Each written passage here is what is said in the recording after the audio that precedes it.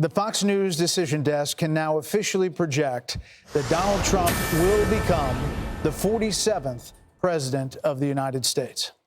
The former president's comeback will be complete with a win in Wisconsin, a state that he narrowly lost 4 years ago. He is now the second president in U.S. history to win non-consecutive terms. The first was Grover Cleveland in the late 1800s. Senator J.D. Vance will become the 50th vice president of the United States. Voters expressed deep frustration with the Biden administration, and former President Trump and the future President Trump overperformed in urban areas, particularly with men, proving that the strategy that they doubled and tripled down on over the course of the last few months absolutely succeeded and brought him back to the White House. 47th president of the United States, former President Trump now defeats Vice President Kamala Harris, who entered this race just over 100 days ago.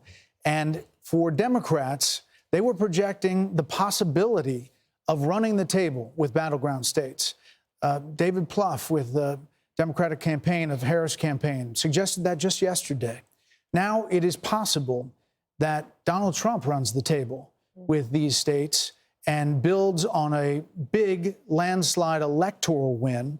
We don't know where the popular vote is going to finish out, but we do know that he will be going back to the White House. And with him, Brit Hume, will be a lot of changes because he will have been there once and will know what he wants to do. You know, he often accounts for the fact that he had so much turnover in his first term as president by the fact that he didn't really know Washington and he was new to this realm that he had come to win the presidency in, and he promises us that now he knows whom he wants to hire. Now he knows the kind of people he wants to have around him. A lot of people are saying that means a lot of very experienced people around Washington will be ruled out, and maybe they will.